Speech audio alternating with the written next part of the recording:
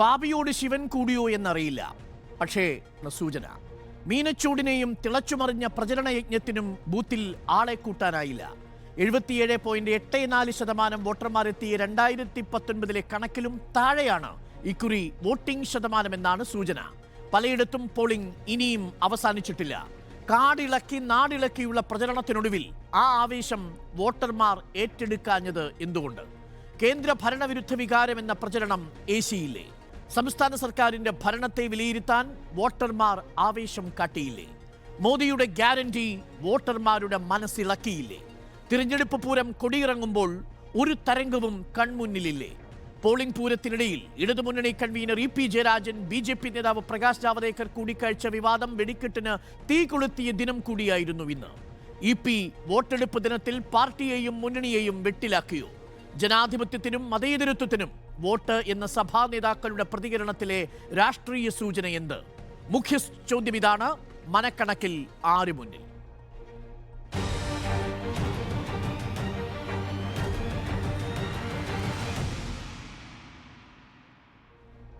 അതിഥികളായി നമുക്കൊപ്പം CPM പ്രതിനിധി M പ്രകാശം മാസ്റ്റർ, കോൺഗ്രസ് പ്രതിനിധി K ശബരിനാഥൻ, BJP പ്രതിനിധി യുവരാജ് ഗോകുൽ എന്നിവർ. ആദ്യം പ്രകാശം മാസ്റ്ററിലേക്ക്. പ്രകാശം മാസ്റ്റർ, നേരിട്ടുള്ള ചോദ്യം മറ്റ് തിരഞ്ഞെടുപ്പിന്റെ കണക്കിലേക്ക് വരുന്നതിന് മുൻപ് ജൂൺ 4-ാം തീയതി ഫലം വരുന്നതിന് മുമ്പ് EP ജയരാജൻ BJP-യിലേക്ക് പോകുമോ?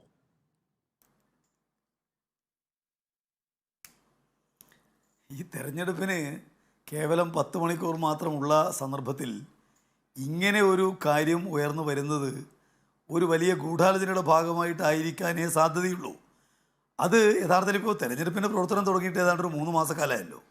ഈ 3 മാസക്കാലവും ഇല്ലാത്തൊരു കാര്യം ഇന്നലെ സംഭവിച്ച കാര്യത്തെക്കുറിച്ചല്ലല്ലോ ചർച്ച ചെയ്യപ്പെടുന്നത്. അപ്പോൾ അത് ഇടതുപക്ഷത്തിന് വലിയ നിലക്കുള്ള മുന്നേറ്റം ഉണ്ടാകും എന്ന് മനസ്സിലാക്കിയിട്ടുള്ള ഇടതുപക്ഷ വിരുദ്ധ ശക്തികൾ അവർ വളരെ ബോധപൂർവം ആസൂത്രണം ചെയ്ത ഒരു കാര്യമാകാതെ തരമില്ല എന്നുള്ളത് സാമാന്യതയിൽ ആലോചിക്കുന്ന എല്ലാവർക്കും തന്നെ ബോധ്യമാകും.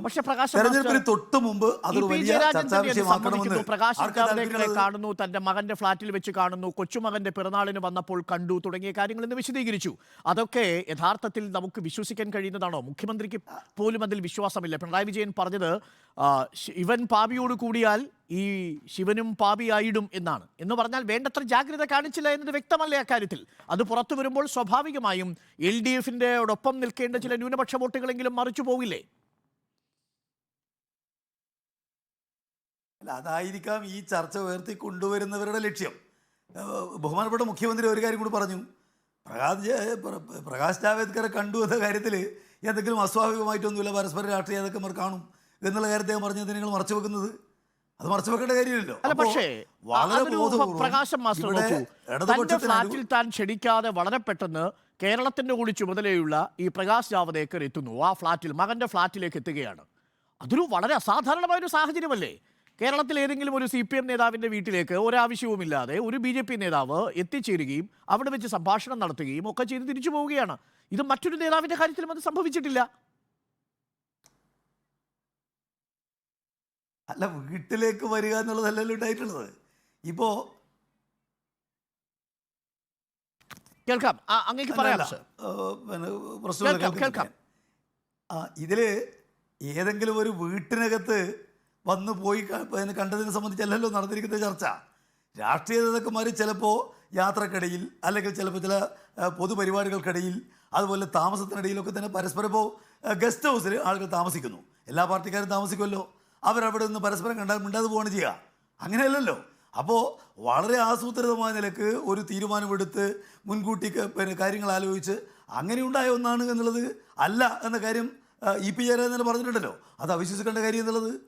പിന്നെ EP ജയരാജനെ പോലെ ഏതാണ്ട് അരനൂറ്റാണ്ടിലേറെ കാലമായിട്ട് കേരള രാഷ്ട്രീയത്തിനകത്ത് നിറഞ്ഞു നിൽക്കുന്ന ഒരാൾ, CPM-ന് വേണ്ടിയിട്ട് ഏറ്റവും ശക്തമായ നിലക്ക് നിലകൊള്ളുന്ന ഒരു നേതാവ്, അദ്ദേഹം ഈ പറയുന്ന BJP-യിലേക്ക് പോകും എന്നെല്ലാമുള്ളൊരു വാർത്ത തെരഞ്ഞെടുപ്പിന് 10 മണിക്കൂർ മുമ്പ് ഉണ്ടാക്കുക എന്ന് പറഞ്ഞാൽ അത് ബോധപൂർവമല്ലാതെ മറ്റെന്തുകൊണ്ടാണ്? പക്ഷേ ആ കൂട്ടുകെട്ടിൽ വേണ്ടത്ര ജാഗ്രത നേരത്തെയും സഖാവ് ജയരാജൻ കാണിച്ചിട്ടില്ല എന്നാണ് മുഖ്യമന്ത്രി പറഞ്ഞത്. ഞാൻ പറഞ്ഞല്ലോ, മുഖ്യമന്ത്രി തന്നെ പറഞ്ഞതാണ്. അദ്ദേഹത്തെ കണ്ടു എന്നുള്ള കാര്യത്തിൽ അത് അസ്വാഭാവികമായിട്ടൊന്നുമില്ല. അത് ബഹുമാനപ്പെട്ട മുഖ്യമന്ത്രി തന്നെ പറഞ്ഞിട്ടുണ്ട്. അത് നിങ്ങൾ പിന്നെ എന്താ കോട്ട് ചെയ്യാതിരിക്കുന്നത്? നിങ്ങൾ ഈ പറഞ്ഞ വിമർശനം മാത്രമല്ലല്ലോ കോട്ട് ചെയ്യേണ്ടത്. ഇത് സംബന്ധിച്ച് എന്താണ് നിലപാട് എന്നുള്ളത് ബഹുമാനപ്പെട്ട മുഖ്യമന്ത്രി തന്നെ പറഞ്ഞിട്ടുണ്ട്. പരസ്പരം രാഷ്ട്രീയ നേതാക്കന്മാർ കാണുക എന്ന് പറയുന്നതിൽ എന്തെങ്കിലും അസ്വാഭാവികമായിട്ട് കാര്യമില്ല. അത് അതിനെ പറഞ്ഞിട്ടുണ്ട്. പിന്നെ നിങ്ങൾ പറയുന്ന പോലെയുള്ള ഒരു ആലോചന ഇതിൻ്റെ ഭാഗമായിട്ട് നടന്നുവെന്ന് ഏതെങ്കിലും നിലക്ക് അദ്ദേഹം പറഞ്ഞിട്ടുണ്ടോ? ഇല്ലല്ലോ. അപ്പോൾ ഇത് ഇടതുപക്ഷത്തിന് അനുകൂലമായിട്ട് പൊതുവിൽ കേരളത്തിൻ്റെ ചിന്തയാകത്തിന് മാറുന്നു. ഇതിന്റെ പ്രശ്നം എന്താണെന്ന് വെച്ചാൽ പ്രകാശ് ജാവദേക്കർ വീട്ടിൽ വരുന്നതോ ഒരു ചായ കുടിക്കുന്നതോ ഒരു വിഷയമൊന്നും അല്ലായിരിക്കാം. പക്ഷെ അതിനുശേഷം ശോഭാ സുരേന്ദ്രനെ ഈ പി ജയരാജന്റെ മകൻ കാണുന്നു, ചായ കുടിക്കുന്നു, ഒപ്പം ഫോണിലേക്ക് മിസ് കോൾ അടിക്കുന്നു. ആ ഫോണിൽ നോട്ടഡ് എന്ന് പറഞ്ഞ് തന്റെ നമ്പർ എഴുതി വയ്ക്കാനായിട്ട് ആവശ്യപ്പെടുന്നു. അതിന്റെ രേഖകൾ സഹിതമാണല്ലോ ശോഭാ സുരേന്ദ്രൻ പത്രസമ്മേളനം നടത്തുന്നത്. ദല്ലാൽ നന്ദകുമാറും ആ കാര്യത്തിൽ ചില സൂചനകൾ നൽകുന്നു. ഒപ്പം അത് BJP ഏറ്റെടുക്കുകയാണ്. BJP പറയുന്നു ഒന്നിലധികം തവണ ഈ പറയുന്ന ചർച്ച നടന്നിട്ടുണ്ട്, 90% BJPയിലേക്ക് പോകാൻ തയ്യാറായിരുന്നു എന്ന് പറയാനൊരു ഇടയാക്കിയില്ലേ ആ സാഹചര്യം.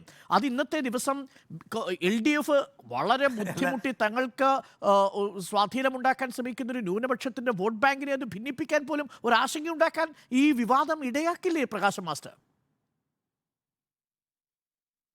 അല്ല, അതാണല്ലോ ഞാൻ പറഞ്ഞത്. അതിന് ആസൂത്രിത സ്വഭാവമുണ്ട്.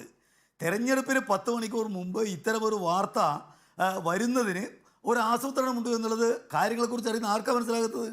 അത് വളരെ ബോധപൂർവം ഇടതുപക്ഷത്തിൻ്റെ വലിയ നിലക്കുള്ള പിന്തുണ, ഇവിടെ ഇടതുപക്ഷത്തിന് വലിയ നിലക്കുള്ള പിന്തുണ കിട്ടാൻ വേണ്ടി പോകുന്നു ന്യൂനപക്ഷങ്ങളുടെ ഭാഗത്ത് നിന്ന്. അത് എങ്ങനെയാണ് കുറക്കാൻ കഴിയുക എന്ന് പറയുന്ന ഒരു ആസൂത്രിതമായിട്ടുള്ള ആലോചനയുടെ ഭാഗമാണ് ഇത് എന്നുള്ളത് ആൾക്കറിയാതിരിക്കുന്നത്. പക്ഷേ നോക്കൂ പ്രകാശ്, പാർട്ടിയും മുന്നണിയും പ്രതിരോധത്തിലാക്കുന്ന കാര്യങ്ങളുണ്ട്. ഒന്ന്, ഗോവിന്ദ മാഷ് നടത്തുന്ന ഒരു വലിയ യാത്രയുടെ ഭാഗമാകാൻ LDF കൺവീനർ വരുന്നില്ല. ആരോഗ്യ പ്രശ്നം പറഞ്ഞ് അദ്ദേഹം മാറി നിൽക്കുന്നു. അതിനുശേഷം അദ്ദേഹം നടത്തിയ പരാമർശങ്ങൾ, പാർട്ടിക്കുള്ളിലും പാർട്ടിക്ക് പുറത്തുമായി നടത്തിയ ചില സൂചനകൾ, ഇതെല്ലാം നമ്മുടെ മുന്നിലുള്ളപ്പോഴാണ് ഈ ചർച്ച നടന്നു. വൈദേകം റിസോർട്ടുമായി ബന്ധപ്പെട്ട വിവാദങ്ങൾ, ഇതെല്ലാം തിരഞ്ഞെടുപ്പിന് തൊട്ട് മുമ്പ് ഓരോ ഘട്ടങ്ങളിലായിട്ട് സംഭവിക്കുകയും ഒടുവിൽ ഈ ബോംബ് പോലെ വന്ന് വീഴുമ്പോൾ EP ജയരാജനെ നിഷേധിക്കാൻ കഴിയുന്നില്ല. ഒടുവിൽ താൻ കണ്ടിട്ടുണ്ടെന്നും ആക്കുളത്തെ ഫ്ളാറ്റിൽ വെച്ച് കണ്ടിട്ടുണ്ടെന്നും അത് കൊച്ചുമകന്റെ പിറന്നാളിനാണ് അദ്ദേഹത്തെ കണ്ടിട്ടുള്ളതെന്നും ഒക്കെയുള്ള ന്യായങ്ങൾ പറയുമ്പോൾ നമുക്കറിയാമല്ലോ, പ്രകാശ് ജാവദേക്കർ ഒരാളെ കാണുകയും രാഷ്ട്രീയം സംസാരിക്കുകയൊക്കെ ചെയ്യുന്നുണ്ടെങ്കിൽ അതിൽ വ്യക്തമായ ഉദ്ദേശത്തോടു കൂടിയുള്ളതായിരിക്കും. ഇതന്നേ LDF കൺവീനറിന് വെളിപ്പെടുത്താവുന്ന കാര്യമാണ്. അല്ല, രാഷ്ട്രീയ ചർച്ച നടത്തിയിട്ടില്ല എന്നുള്ള കാര്യം EP ജയരാജൻ പറഞ്ഞ് നിങ്ങൾ ശ്രദ്ധിച്ചില്ലേ? അത് അദ്ദേഹം വ്യക്തമായ നിലക്ക് പറഞ്ഞിട്ടുണ്ടല്ലോ. ഇവിടെ ആളുകളെ ഈ പറയുന്ന പോലെ ഏതെങ്കിലും ചില വിവാദങ്ങളിൽ പെടുത്തി കാര്യങ്ങൾ എങ്ങനെയാണ് തങ്ങൾക്കെതിരാക്കി മാറ്റാൻ വേണ്ടി കഴിയുക, ഇത് കേരളത്തിൽ കഴിഞ്ഞ കുറച്ച് കാലമായിട്ട് നടന്നുകൊണ്ടിരിക്കുന്ന ഒരു കാര്യമാണ്. ഇവിടെ വിവാദ വ്യവസായമാണ് മാധ്യമങ്ങളും അതുപോലെ തന്നെ ഇവിടെ പ്രതിപക്ഷ കക്ഷികളും ചേർന്ന് നടത്തിക്കൊണ്ടിരിക്കുന്നത് എന്നുള്ളത് ആർക്കും അറിയാതിരിക്കുന്നത്. അതല്ലാതെ ഇപ്പോൾ ഇന്നലെ നടന്നൊരു സംഭവം നമുക്ക് മനസ്സിലാവും. എത്രയോ കാലം മുമ്പ് നടന്നിരിക്കുന്ന ഒരു സംഭവത്തെ തെരഞ്ഞെടുപ്പിന് തൊട്ട് 10 മണിക്കൂർ മുമ്പ് ഉന്നയിക്കുന്ന ന്യായം എന്താ? അത് ഇടതുപക്ഷത്തിന് അനുകൂലമായിട്ട് ഉണ്ടായിരിക്കുന്ന പ്രധാനപ്പെട്ട പ്രശ്നം. ഈ കൈക്കുകുത്തിയാൽ താമരയ്ക്ക് വിരിയും എന്നുള്ള പ്രചരണം നിങ്ങൾ നടത്തുമ്പോൾ നിങ്ങൾ അത് പ്രതീക്ഷിക്കണമായിരുന്നു. തങ്ങളുടെ ഭാഗത്തുള്ള ഒരു LDF കൺവീനർ ഇതേപോലെ പ്രകാശ് ജാവദേക്കറുമായി നടത്തിയ കൂടിക്കാഴ്ചയുടെ ഒരു രഹസ്യമുണ്ട്, അതൊരു ബോംബായി പതിക്കാൻ സാധ്യതയുണ്ട്. അത് കൃത്യമായി K സുധാകരൻ ഉപയോഗിച്ചു. അത് BJPയും ശോഭാ സുരേന്ദ്രനും ഒപ്പം തന്നെ K സുരേന്ദ്രനും ദല്ലാൽ നന്ദകുമാറും ശരിവെച്ചതോടുകൂടി യഥാർത്ഥത്തിൽ വെട്ടിലായത് മുഖ്യമന്ത്രിയും മുന്നണിയുമല്ലേ, LDFും അല്ലേ? അല്ല, കൈക്ക് വോട്ട് ചെയ്താൽ താമരയ്ക്ക് എത്തുമെന്ന് നിങ്ങൾ പറയുന്നത് വെറും ഒരു ഞങ്ങളുടെ ഊഹാപോഹമല്ലല്ലോ. അരുണാചൽ പ്രദേശിൽ നടക്കുന്ന നിയമസഭാ തെരഞ്ഞെടുപ്പിൽ അവിടെ ഏറ്റവും വലിയ പാർട്ടിയാണല്ലോ കോൺഗ്രസ്. 10 സീറ്റുകൾ മത്സരിക്കാതെ BJPക്ക് നൽകിയിരിക്കുന്നു. ഒരു MPയെ ചരിത്രത്തിലാദ്യമായിട്ട് ഇന്ത്യ രാജ്യത്ത് കോൺഗ്രസ് മത്സരിക്കാൻ വേണ്ടി നിന്ന സ്ഥാനത്ത് ആ സീറ്റ് ചോദിച്ചു വാങ്ങിയ കോൺഗ്രസ് ആ സീറ്റ് BJPക്ക് കൊടുക്കുന്നു. അതെല്ലാം ഏറ്റവും ഒടുവിലുണ്ടായിരുന്ന സംഭവവികാസമല്ലേ? അത് വെച്ചുകൊണ്ടല്ലേ ഞങ്ങൾ പറയുന്നത് ഇവിടെ പിന്നെ കൈക്ക് രേഖപ്പെടുത്തുന്ന വോട്ട് താമരയ്ക്ക് എത്തുമെന്ന്. അതും ഇതും തമ്മിൽ വല്ല ന്യായീകരണമുണ്ടോ, വല്ല താരതമ്യമുണ്ടോ? നിങ്ങൾ കാണാൻ വേണ്ടി കഴിയും BJPയിലേക്ക് എത്ര നേതാക്കന്മാരെ പോയിരിക്കുന്നത്? 3 PCC അധ്യക്ഷന്മാര്, 13 മുഖ്യമന്ത്രിമാര്, 200ഓളം അതൊക്കെ ശരിയാണ്. നിങ്ങളുടെ കയ്യിലുണ്ട്. പക്ഷേ അപ്പോൾ LDF കൺവീനർ തന്നെ നേരിട്ട് ഒരു BJP മുതിർന്ന നേതാവുമായി ചർച്ച നടത്തിയ വിവരം പുറം ലോകം അറിയുന്നില്ല. അവിടെയാണ് സുധാകരൻ ചോദിക്കുന്നത്, ചായ കുടിക്കാൻ ഈ പ്രകാശ് ജാവദേക്കറിന് പോകാൻ ചായക്കടയല്ലല്ലോ ഈ EP ജയരാജന്റെ മകന്റെ ഫ്ലാറ്റ് എന്ന്. വളരെ പ്രധാനപ്പെട്ട കാര്യമല്ലേ? EP ജയരാജനെ കാണാൻ ഇവർ തമ്മിൽ നേരിട്ട് മറ്റു ബന്ധങ്ങളൊന്നുമില്ലല്ലോ. നമുക്കറിയാവുന്ന ഒരു ബന്ധവും ഇവർ തമ്മിലില്ല. ചില വ്യവസായ ബന്ധങ്ങൾ രാജീവ് ചന്ദ്രശേഖരന്റെ വൈദേകം റിസോർട്ടുമായി ബന്ധപ്പെട്ട് EP ജയരാജനുണ്ട് എന്നതിനും അപ്പുറത്തേക്ക് ഒപ്പം പാർട്ടിയുമായി പിണങ്ങി നിൽക്കുന്ന EP ജയരാജന്റെ രാഷ്ട്രീയ സാഹചര്യവുമുണ്ട്. അപ്പോൾ പൊതുസമൂഹം വിശ്വസിച്ചു പോകും പ്രകാശം മാസ്റ്റർ. അല്ല, അതിന് EP തന്നെ മറുപടി പറഞ്ഞിട്ടുണ്ട്. BJPയിലേക്ക് പോകാൻ ഒരു കാൽ അപ്പുറം എടുത്ത് നിൽക്കുന്ന നേതാവാണല്ലോ ഈ പറയുന്ന KPCC അധ്യക്ഷൻ. അദ്ദേഹം പറഞ്ഞിട്ടുണ്ട്, എനിക്ക് BJPയിലേക്ക് പോകാൻ ആരുടെയും ചീട്ട് വേണ്ട. എൻ്റെ ചെറുപ്പകാലത്ത് രാഷ്ട്രീയ പ്രവർത്തനത്തിന് RSSകാരുടെ ശാഖ സംരക്ഷിക്കലാണ് CPMൽ നിന്ന്. അതെല്ലാം പറഞ്ഞൊരു നേതാവ് BJPയിലേക്ക് പോകാൻ വേണ്ടി പോകുന്നു എന്നുള്ള പ്രചരണം വലിയ രൂപത്തിൽ നടക്കുമ്പോൾ അതിന് ഒരു മറുകണ്ഠം ചാടൽ എന്നതിനപ്പുറം ഇതിന് യാതൊരു ഇന്നത്തെ തെരഞ്ഞെടുപ്പിന്റെ പോളിംഗിന്റെ വിശേഷങ്ങളിലേക്ക് കൂടി വരാം. അതായത് പാർട്ടി EP ജയരാജനെ ഈ വിഷയത്തിൽ സംരക്ഷിക്കാനാണോ തീരുമാനിച്ചിരിക്കുന്നത്? അതല്ല മുഖ്യമന്ത്രി പറഞ്ഞതുപോലെ ആ ജാഗ്രത EP ജയരാജന് വേണമെന്ന നിലപാടാണോ പാർട്ടിക്കുള്ളത്?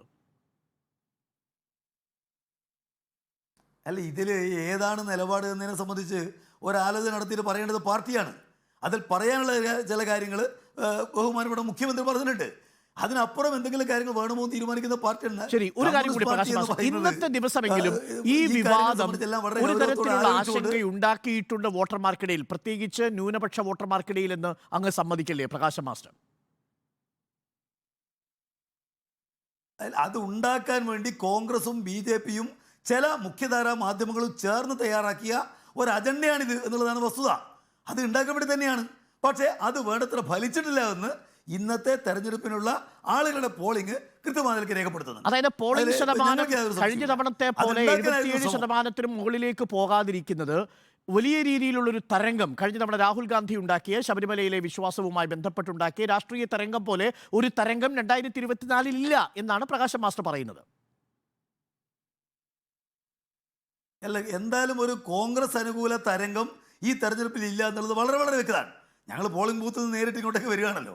ഒരു കാരണവശാലും കോൺഗ്രസ് അനുകൂലമായിട്ടൊരു തരംഗം കേരളത്തിലില്ല എന്നുള്ളത് ബൂത്തുകളെ ശ്രദ്ധിക്കുന്ന ആർക്കും തന്നെ പകൽ വെളിച്ചം പോലെ മനസ്സിലാക്കാൻ വേണ്ടി കഴിയും. ഓക്കെ, ശബരിനാഥിലേക്ക് കൂടി എത്താം. ശ്രീ ശബരിനാഥ്, നോക്കൂ, 2019 77.84% പോളിംഗ് രേഖപ്പെടുത്തുമ്പോഴാണ് UDFന് 19 സീറ്റുകൾ കിട്ടുന്നത്. ഇങ്ങനെ ഏറ്റവും ഉയർന്ന പോളിംഗ് രേഖപ്പെടുത്തിയ മറ്റൊന്ന് രണ്ട് സന്ദർഭങ്ങൾ കൂടിയുണ്ട്. 1977 അടിയന്തരാവസ്ഥയ്ക്ക് ശേഷം 79% പോളിംഗ് രേഖപ്പെടുത്തിയിരുന്നു. 79.2%, അതാണ് ഏറ്റവും ഉയർന്ന പോളിംഗ് ലോക്സഭയിലേക്കുള്ള കേരളത്തിലെ 1984 ശേഷം. അന്ന് UDFന് 17 സീറ്റ് കിട്ടി, 79% പോളിംഗ് രേഖപ്പെടുത്തുമ്പോൾ. 89-ൽ 79% പോളിംഗ് രേഖപ്പെടുത്തുമ്പോൾ UDFന് 17 സീറ്റുകൾ കിട്ടുന്നു. അതിനുശേഷം 2019-ൽ 77% രേഖപ്പെടുത്തുമ്പോൾ 19 സീറ്റുകൾ കിട്ടുന്നു. പക്ഷേ അതിൽ താഴെ കുറവുകൾ ലഭിക്കുമ്പോഴൊന്നും UDFന് ഒരു വലിയ രീതിയിലുള്ള സ്വീപ്പ് നടത്താൻ കഴിഞ്ഞിട്ടില്ലെന്ന് മാത്രമല്ല, 71, 72, 73% LDFന് 10 സീറ്റ് കിട്ടിയിട്ടുണ്ട്, LDFന് 9 സീറ്റ് കിട്ടിയിട്ടുണ്ട്, LDFന് 4 സീറ്റ് കിട്ടിയിട്ടുണ്ട്, LDFന് 18 സീറ്റും കിട്ടിയിട്ടുണ്ട്. എന്ന് പറഞ്ഞാൽ പോളിംഗ് പെർസെൻറ്റേജ് 73-ന് താഴെ ആകുന്നു എന്നുള്ളത് ശബരിനാഥൻ ഒരു കോൺഗ്രസ് തരംഗം ഇവിടെ ഇല്ലെന്നും ഒരു UDF തരംഗമല്ല, പകരം ഒരു LDF തരംഗത്തിനുള്ള സാധ്യതയുണ്ടെന്നുള്ളതിൻ്റെ കണക്കുകളാണോ സൂചനയാണോ നൽകുന്നത് ശബരിനാഥൻ? അല്ല, ഡോക്ടർ അരുൺ, അങ്ങീ പറയുന്ന ഇൻഫറൻസുകളൊക്കെ വളരെ പ്രിമച്വറായിട്ടുള്ള ഇൻഫറൻസാണ്. ഒന്നാമത്തെ കാര്യം, നമ്മളിപ്പോൾ ചാനൽ സംസാരിക്കുമ്പോഴും മലബാറിൽ, പ്രത്യേകിച്ച് വടകര ലോക്സഭാ മണ്ഡലത്തിലും കോഴിക്കോട് ലോക്സഭാ മണ്ഡലത്തിലും പലയിടത്തും 100 കണക്കിന് ആളുകൾ വോട്ട് ചെയ്യാൻ കാത്തിരിക്കുകയാണ്. ഒരല്പം മുമ്പ് താങ്കളുടെ ചാനൽ ഉൾപ്പെടെ DCC പ്രസിഡന്റ് ശ്രീ പ്രവീൺ കുമാർ പറഞ്ഞത് വടകര അസംബ്ലിയിൽ തന്നെ ഏകദേശം 300-400 ബൂത്തുകളിൽ ഇതുപോലെ 200 ആളുകളുടെ ക്യൂ ഉണ്ടെന്നുള്ളതാണ്. അപ്പോൾ ഇപ്പോൾ കാണുന്ന ഒരു 70% നിന്ന് കണക്കുകളിൽ നിന്ന് അനാലിസിസ് ശരിയല്ല എന്നുള്ളതാണ് എൻ്റെ ഒരു പക്ഷം. തീർച്ചയായിട്ടും ഈ ഒരു പെർസെൻറ്റേജ് രാത്രിയാകുമ്പോൾ എല്ലാവരും വോട്ട് ചെയ്തതിന് ശേഷം കൂടുമെന്നുള്ള പൂർണ്ണ വിശ്വാസം നമുക്കുണ്ട്. ഇനി രണ്ടാമത്തെ കാര്യം, ഫീൽഡിൽ വർക്ക് ചെയ്ത ഒരാളെന്ന നിലയിൽ എനിക്ക് തോന്നുന്നത് ഈ വോട്ടർ പട്ടികയിൽ ഇലക്ഷൻ കമ്മീഷൻ പലതരത്തിലുള്ള ക്ലീനിങ് നടത്തിയിട്ടുണ്ടെന്ന് അവകാശപ്പെടുന്നുണ്ടെങ്കിലും പല വോട്ടുകളും മരണപ്പെട്ട ആളുകളുടെയൊക്കെ പല വോട്ടുകളും ഇത് മാറിയിട്ടില്ല എന്നുള്ളത് ഒരു വാസ്തവം തന്നെയാണ്. ഞാൻ തന്നെ പല ബൂത്തിൽ ചെന്നപ്പോൾ മരണപ്പെട്ട ആളുകളുടെ ഗണത്തിൽ 2021 നിയമസഭയിൽ നിന്ന് ഇങ്ങോട്ട് വരുമ്പോൾ ഒരു ബൂത്തിൽ തന്നെ 10-25 മരണപ്പെട്ട ആളുകളുടെ വോട്ട് ഇപ്പോഴും ലിസ്റ്റിലുണ്ട്. അപ്പോൾ ആ ക്ലീനിങ് പൂർണ്ണമായി നടത്തിയിട്ടുണ്ട് എന്നതിൽ പൂർണ്ണമായിട്ടുള്ള വിശ്വാസം എനിക്കില്ല. അതുകൊണ്ട് ഈ കണക്കുകൾ 2019 നോക്കിയപ്പോൾ 2,62,00,000 വോട്ടർമാരാണ് 2019 ഉണ്ടായിരുന്നത്. ഇത്തവണ 2,77,00,000 വോട്ടുകളാണ്. അപ്പോൾ ടേൺ ഔട്ടിൻ്റെ കണക്കിലേക്ക് വരട്ടെ, അത് ചിലപ്പോൾ ഏറ്റക്കുറച്ചിലുകൾ ഉണ്ടാകും. പക്ഷേ ഇന്ന് ഫീൽഡിൽ നിന്ന്, ഞാൻ തിരുവനന്തപുരത്ത് നഗരമേഖലയിൽ ഞാൻ താമസിക്കുന്ന പ്രദേശത്തും അതിനുശേഷം റൂറൽ മേഖലയിലുമൊക്കെ യാത്ര ചെയ്ത് ഏകദേശം ഒരു 5-10 ഒരു 6-7 അസംബ്ലി മണ്ഡലങ്ങൾ കവർ ചെയ്താണ് ഞാനിവിടെ വന്നിരിക്കുന്നത്.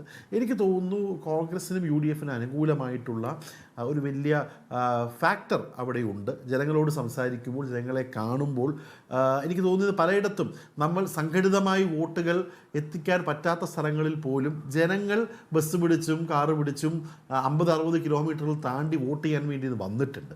അത് കൃത്യമായിട്ടൊരു സൂചന നൽകുക തന്നെയാണ്. പക്ഷേ ശബരിനാഥ് നോക്കൂ, വയനാട്ടിൽ രാഹുൽ ഗാന്ധി മത്സരിക്കുന്ന മണ്ഡലത്തിൽ തന്നെ 80.37% 2019 പോളിംഗ്. എന്നാൽ അതിപ്പോൾ ഏറ്റവും ഒടുവിലുള്ള കണക്കുകൾ പ്രകാരം വന്നുകൊണ്ടിരിക്കുന്നുള്ളൂ. ശരി, ഒരു 2-3% കൂടി ഉയരാൻ സാധ്യതയുണ്ട് എന്ന കണക്കിലെടുത്താൽ പോലും ഇപ്പോഴുള്ള 71% നിന്ന് പരമാവധി 75% ആകുന്നുള്ളൂ. എന്ന് പറഞ്ഞാൽ രാഹുൽ ഗാന്ധിയുടെ 2019 വരവിനുള്ള ആവേശം വയനാട് ലോക്സഭാ മണ്ഡലം പോലും ഏറ്റെടുത്തിട്ടില്ല എന്നല്ലേ?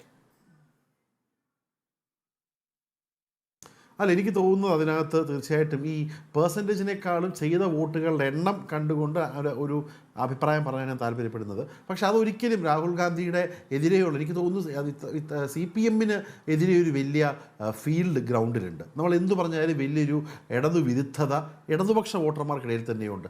ആ ഇടതുപക്ഷ വോട്ടർമാർ പലരും വന്ന് വോട്ട് ചെയ്തിട്ടില്ല എന്നാണ് ഞാൻ മനസ്സിലാക്കുന്നത്. കാരണം പല കമ്മ്യൂണിസ്റ്റുകാരും നമുക്കറിയാം, അവർ പോളിംഗ് ബൂത്തിൽ വന്നാൽ അവർ അരിവാൾ ചുറ്റിലേക്ക് വോട്ട് ചെയ്യത്തുള്ളൂ. പക്ഷേ ഇത്തവണ അത്രമാത്രം ദേഷ്യം അവർക്ക് സർക്കാരിനോടുള്ളത് കൊണ്ട് സർക്കാർ ഉദ്യോഗസ്ഥരടക്കമുള്ള പല ആളുകളും നമ്മുടെയൊക്കെ നാട്ടിൽ വോട്ട് ചെയ്യാൻ വന്നിട്ടില്ല. അതുകൊണ്ട് എന്തായാലും ഞാൻ ഇപ്പോഴൊരു അനാലിസിലേക്കാണ്. നമ്മൾ നാളെ ഈ ചർച്ച കണക്ക് വെച്ചാണെങ്കിൽ കൂടുതൽ പറയാം. പക്ഷേ ഇതിൽ നമുക്ക് സംശയമില്ലാതെ പറയാം, ഇവിടെ ഇടതുപക്ഷ വിരുദ്ധമായിട്ടുള്ള വോട്ടുകൾ കേന്ദ്ര സർക്കാർ പ്രധാനപ്പെട്ട ഒരു നിരീക്ഷണമാണ്. അതിന് മറുപടി പറയേണ്ടത് പ്രകാശ് മാസ്റ്റർ ചോദ്യം കുറിച്ച് വെച്ചോളൂ, ഞാൻ വരാം. യുവരാജ് ഗോകുൽ, മോദിയുടെ ഗ്യാരണ്ടി പ്രചരണത്തിൽ ഏറ്റില്ല എന്നതിൻ്റെ ഒരു ലക്ഷണമാണോ? ആ തരംഗമൊന്നും കാണാനില്ലല്ലോ. തൃശ്ശൂരിലും ആ തരംഗം കാണാനില്ല, തിരുവനന്തപുരത്തും ആ പറയുന്ന തരംഗം കഴിഞ്ഞ തവണത്തെ പോളിംഗിനെ അപേക്ഷിച്ച് കാണാനില്ല. എന്ന് പറഞ്ഞാൽ ഒരു നെഗറ്റീവ് വോട്ടിങ്ങിന്റെ സൂചനയാണോ ഫീൽഡിൽ നിന്ന് വരുന്നത്? ഭരണവിരുദ്ധ ഗവൺമെന്റിന് എതിരായിട്ട് അല്ലെങ്കിൽ കേന്ദ്ര സർക്കാരിനെതിരായിട്ടുള്ള ഒരു വിരുദ്ധ വികാരം ഒരു പോസിറ്റീവ് വോട്ടിംഗ് അല്ല എന്നതുകൊണ്ടാണോ ഈ പോളിംഗ് പെർസെൻറ്റേജ് ഏകദേശം 4% ഇപ്പോഴത്തെ കണക്ക് പ്രകാരം കുറഞ്ഞിരിക്കുന്നതിനുള്ള സാധ്യതയെ അല്ലെങ്കിൽ കാരണമായി താങ്കൾ മനസ്സിലാക്കുന്നത്?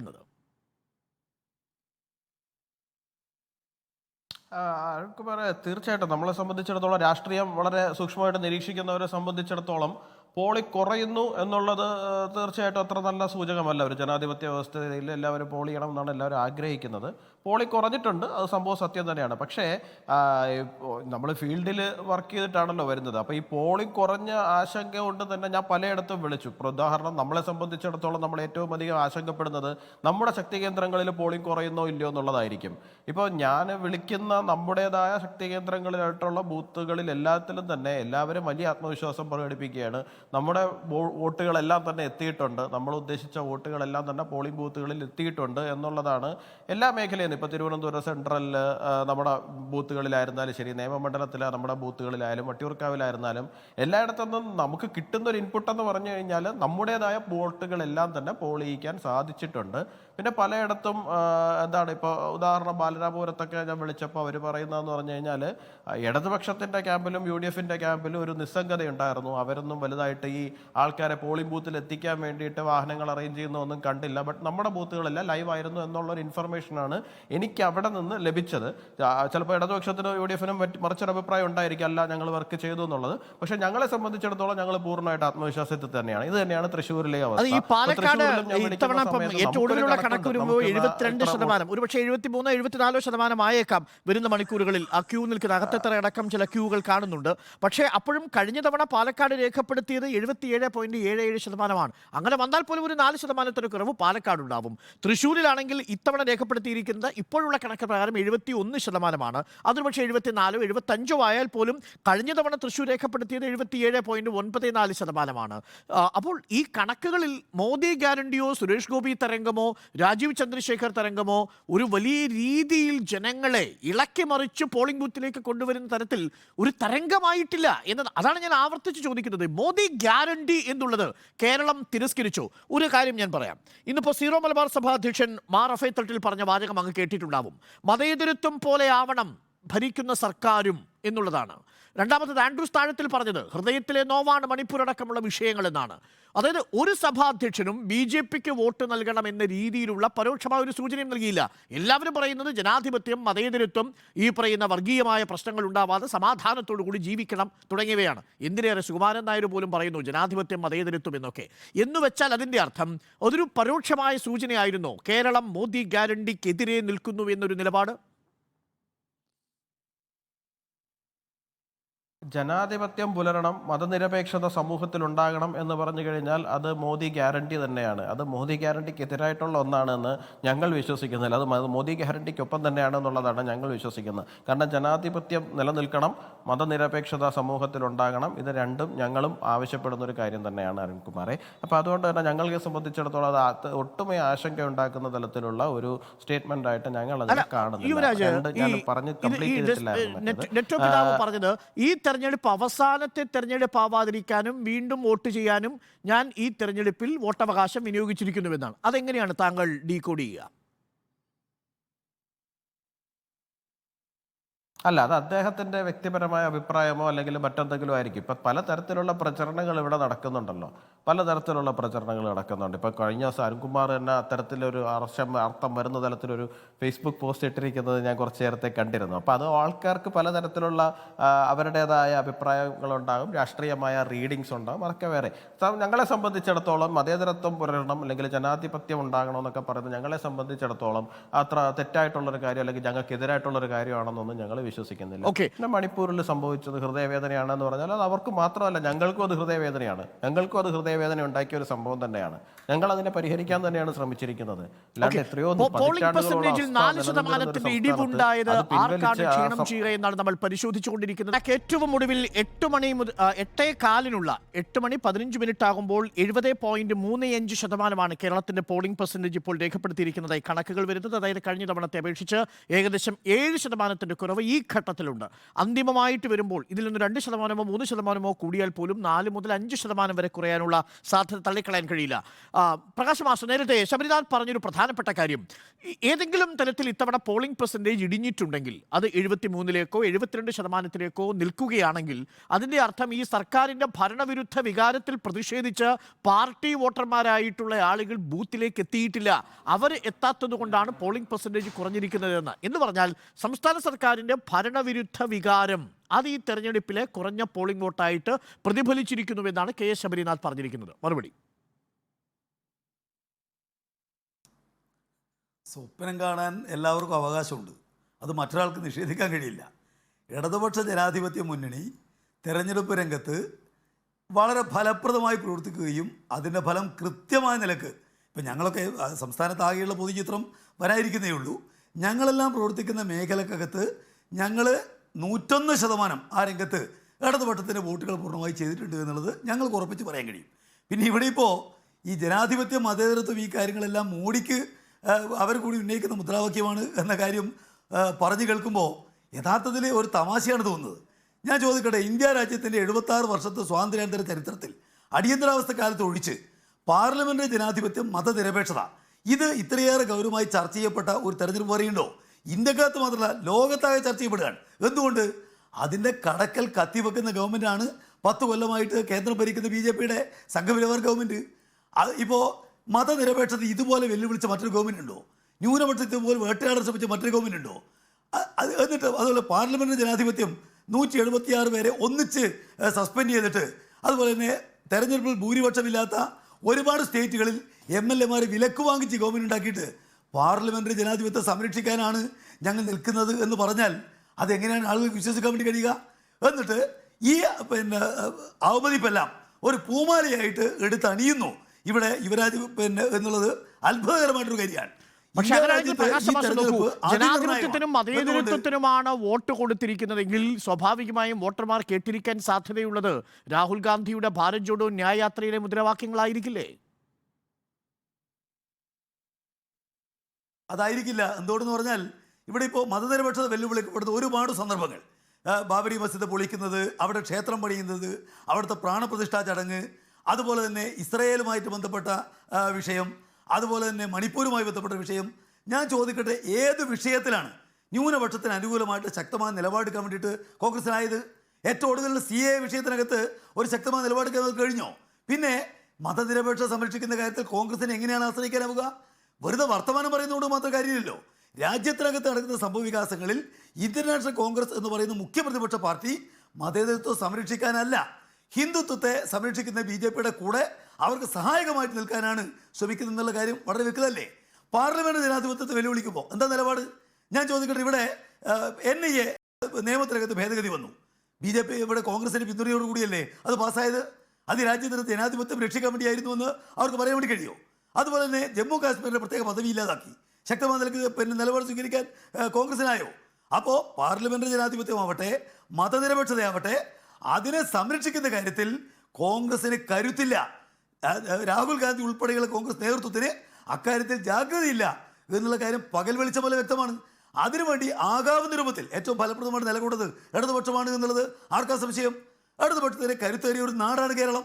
അതുകൊണ്ട് ഇടതുപക്ഷത്തിൻ്റെ കരുത്ത് പാർലമെന്റിൽ വർദ്ധിപ്പിക്കാതെ പാർലമെന്റ് ജനാധിപത്യം സംരക്ഷിക്കാനാവില്ല, മതനിരപേക്ഷത പക്ഷെ അപ്പോഴും ഈ ഒരു വളരെ പ്രധാനപ്പെട്ട ചോദ്യം വോട്ടർമാര് അഭിമുഖീകരിച്ചല്ലോ.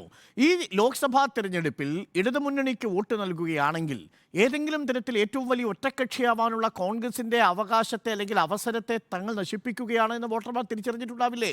രാഹുൽ ഗാന്ധി ഇപ്പോഴും ഒരു ഭാവി പ്രധാനമന്ത്രി ടാഗിൽ നിൽക്കുന്ന സ്ഥാനാർത്ഥിയാണ് സാർ. അതുകൊണ്ടാണല്ലോ കഴിഞ്ഞ തെരഞ്ഞെടുപ്പിൽ ഈ സീറ്റ് ഇറക്കിയിട്ടാണല്ലോ ഇവിടെ കോൺഗ്രസും UDF വലിയ മുന്നേറ്റം ഉണ്ടാക്കിയത്. കുറച്ച് ആളുകളെങ്കിലും തെറ്റിദ്ധരിക്കപ്പെട്ടു എന്നുള്ള വസ്തുതയാണ്. ഞാൻ ചോദിക്കട്ടെ, ഇന്ത്യ രാജ്യത്ത് 26 സംസ്ഥാനങ്ങൾ ഒന്നിച്ചു ഭരിച്ച കോൺഗ്രസ് 3 സ്റ്റേറ്റിലേക്ക് ചുരുങ്ങി വന്നപ്പോൾ അവരെവിടെയാണ് ഇന്ത്യക്കകത്ത് സ്വന്തമായിട്ട് ഒരു പ്രധാനമന്ത്രി ഉണ്ടാവുക? ഞാൻ ചോദിക്കട്ടെ, ഇന്ത്യ സഖ്യം തന്നെ എന്തുകൊണ്ട് പ്രധാനമന്ത്രി സ്ഥാനാർത്ഥി ഉയർത്തി കാണിക്കുന്നില്ല? കോൺഗ്രസ് ആയിരിക്കും പ്രധാനമന്ത്രി എന്ന് പറയുന്നില്ല. മറ്റൊന്നും കൊണ്ടുമല്ല, അതിനൊന്നും പറ്റാവുന്നൊരു പൊളിറ്റിക്കൽ പൊസിഷനിലല്ല ഇന്ത്യൻ നാഷണൽ കോൺഗ്രസ് ഉള്ളത് എന്നുള്ളത് അവർക്കും അറിയാം, ജനങ്ങൾക്കും അറിയാം. അതുകൊണ്ട് ഇപ്പൊ നേരത്തെ അതായത് ഭാവി പ്രധാനമന്ത്രി എന്ന 2019 സ്വപ്നത്തിന്റെ ചീട്ട് ഇത്തവണ വിലപ്പോയില്ല. അതുകൊണ്ടാണ് ഈ കൂട്ടത്തോടെ പോളിംഗ് ചെയ്യാനായിട്ട് വോട്ടർമാർ എത്താഞ്ഞത്. 77 അതൊരു ഉത്സവമായിട്ടാണ് രാഹുൽ ഗാന്ധിക്ക് പിന്നാലെ വോട്ടർമാർ അണിനിരക്കുന്നത്. ഈ ഇടത് കോട്ടകൾ കടമുഴുകുന്നത് ആ ഘട്ടത്തിലാണല്ലോ. അപ്പോൾ ആ ചീട്ട് ഇവിടെ എടുക്കാൻ സാധിച്ചിട്ടില്ല. ആ ചീട്ട് കീറിപ്പോയി എന്നാണ് ഇപ്പോൾ പ്രകാശ് മാസ്റ്റർ പറയുന്നത്. യഥാർത്ഥത്തിൽ അത് ശരിയുമല്ലേ? കാരണം ഞാൻ ഈ നോക്കുകയായിരുന്നു, ഏറ്റവും ഒടുവിലത്തെ കണക്ക് പ്രകാരമാണെങ്കിൽ പോലും ഇനി വരാനുള്ള കണക്ക് 2-3% കൂടിയാൽ പോലും വയനാട്ടിൽ കഴിഞ്ഞ തവണയുള്ള പോളിംഗിനേക്കാൾ 4-5% കുറവായിരിക്കും ഇത്തവണത്തെ പോളിംഗ്. അത് തന്നെയാണ് ഞാൻ ആവർത്തിച്ച് അങ്ങോട്ട് ചോദിക്കുന്നത്. ആ തരംഗം ഒട്ടുമേ ശീട്ടില്ല എന്നല്ലേ? അങ്ങനെയാണെങ്കിൽ ഒരു പക്ഷേ LDF അവരുടെ സീറ്റ് വിഹിതം വർദ്ധിപ്പിക്കില്ലേ? 6-7 ഒക്കെ ആയി. ഇല്ല അരുൺ, നമ്മൾ കഴിഞ്ഞ ഇലക്ഷൻ്റെ ദിവസം വരെ ഇന്ന് രാവിലെ വരെ തീക്ഷ്ണമായിട്ട് രാഷ്ട്രീയവും പൗരത്വ വിഷയമൊക്കെ ചർച്ച ചെയ്തതാണ്. അതിൽ കോൺഗ്രസ് നിലപാടുകൾ എത്രമാത്രം കൃത്യമാണെന്നുള്ളത് ഈ ചാനൽ അടക്കം ഞാൻ വന്ന് പറഞ്ഞിട്ടുണ്ട്. അതിലേക്ക് വീണ്ടും നമ്മളൊരു പുനരന്വേഷണത്തിലേക്ക് പോകേണ്ട ഒരു ആവശ്യമില്ല. പക്ഷെ അങ്ങ് പറയുന്നത് അത് പുനരന്വേഷിക്കേണ്ട ഒരു സമയമാണിതെന്നാണ് എൻ്റെ പക്ഷം. കാരണം ശരിയാണ്, തിരഞ്ഞെടുപ്പ് വരെ ഏതെങ്കിലും തരത്തിൽ പൗരത്വ നിയമ ഭേദഗതിയുമായി ബന്ധപ്പെട്ട വിഷയം ചർച്ച ചെയ്താൽ നിങ്ങൾക്കൊരു തിരിച്ചടി ഉണ്ടാവും. കാരണം എന്താണ്? ഈ പറയുന്ന പ്രകടന പത്രികയിൽ ഉൾപ്പെടാതെ പോയി എന്നുള്ളത് വലിയ രീതിയിൽ LDF പ്രചരണം നടത്തി. മാധ്യമങ്ങളിലൂടെ അത് ആളുകൾ കേട്ടു. അവർ ചോദിച്ച ചോദ്യത്തിന് തൃപ്തികരമായ ഉത്തരം നൽകിയില്ല. ആദ്യം പറഞ്ഞു പ്രകടന പത്രികയിൽ ഉണ്ട് എന്ന്, പിന്നെ പറഞ്ഞു അത് പ്രകടന പത്രികയിൽ ചേർത്താൽ നീളം കൂടുമെന്ന് P. ചിദംബരം. അതുകൊണ്ട് 6ാമത്തെ പേജിൽ തെരഞ്ഞു കണ്ടില്ല, 8ാമത്തെ പേജിൽ തെരഞ്ഞു കണ്ടില്ല. അപ്പോൾ K. ശബരിനാഥൻ ആ വിഷയത്തിലടക്കം നിങ്ങൾ ഒത്തുതീർപ്പ് നടത്തി. ഒരുപക്ഷെ നാളെ ഞാൻ മനസ്സിലാക്കുന്നത് അമേഠിയിലെ രാഹുൽ ഗാന്ധിയുടെ സ്ഥാനാർത്ഥിത്വം പ്രഖ്യാപിക്കാൻ പോവുകയാണ് എന്നാണ്. എന്ന് പറഞ്ഞാൽ ഈ തെരഞ്ഞെടുപ്പ് കഴിയുന്നതുവരെ കാത്തിരിക്കുകയാണ്. രാഹുൽ ഗാന്ധി എത്തിയിട്ടില്ല. ഈ പറയുന്ന വയനാട്ടിൽ പ്രചരണത്തിന് പോലും ആകെ 2-3 തവണ എത്തി മടങ്ങുകയായിരുന്നു K. ശബരിനാഥൻ. അതൊക്കെ വോട്ടർമാർ മനസ്സിലാക്കിയിട്ടുണ്ടാവില്ലേ? ഇതിൽ പൗരത്വ വിഷയത്തിനകത്ത് നിങ്ങൾ പറഞ്ഞത് തീർച്ചയായിട്ടും ഇടതുപക്ഷം കേരളത്തിൽ ഉണ്ടാക്കിയിട്ടുള്ള ഒരു കൺഫ്യൂഷനാണ്. നിങ്ങൾ നോക്കൂ, കോൺഗ്രസിൻ്റെ പ്രകടന പത്രികയ്ക്കകത്ത് കൃത്യമായിട്ട് എല്ലാ ജനവിരുദ്ധ ഭരണഘടനാ വിരുദ്ധ നിയമങ്ങൾ നമ്മൾ റദ്ദാക്കുമെന്ന് പറഞ്ഞിട്ടുണ്ട്. അതുമാത്രമല്ല, നമ്മൾ ഇന്ത്യ മുന്നണിയുടെ ഭാഗമായി എല്ലാ പാർട്ടികളും ചേർന്ന് കൊടുത്തിട്ടുള്ള മാനിഫെസ്റ്റോയിൽ പോലും നമ്മൾ ബ്രോഡായിട്ടുള്ള കാര്യങ്ങളാണ് പറഞ്ഞിട്ടുള്ളത്. കേരളത്തിൽ ഇടതുപക്ഷം വോട്ടിൻ്റെ പ്രധാനപ്പെട്ട വിഷയമായി സർക്കാരിനെതിരെയുള്ള ജനഹിതം വീണ്ടും വരാതിരിക്കാൻ വേണ്ടി അവർ പൗരത്വത്തിൽ കോൺഗ്രസിനും ചെയ്തില്ല എന്നുള്ള ഒരു നറേറ്റീവ് കൊണ്ടുവന്നു. മുഖ്യമന്ത്രി മുതൽ ബ്രാഞ്ച് സെക്രട്ടറി എനിക്കത് മനസ്സിലാവുന്നില്ല. നിങ്ങൾ ഇപ്പോഴും കരുതുന്നില്ലേ പൗരത്വ നിയമ ഭേദഗതി മോദി സർക്കാർ കൊണ്ടുവന്ന ഏറ്റവും വലിയ ജനാധിപത്യ വിരുദ്ധ മതേതരത്വ വിരുദ്ധ ആശയമാണ് എന്ന് തന്നെയല്ലേ ഇന്ത്യൻ നാഷണൽ കോൺഗ്രസ് കരുതുന്നത്? അത് ഉൾപ്പെടാതെ പോയതിന് എന്ത് ന്യായീകരണമാണ് കൊടുക്കുക? ഞാനത് വായിച്ചു നോക്കുമ്പോൾ 8-9 നിയമങ്ങളെ കുറിച്ച് നിങ്ങൾ പറയുന്നു. ഈ നിയമത്തെക്കുറിച്ച് നിങ്ങൾ നിശബ്ദത പാലിക്കുകയാണ്.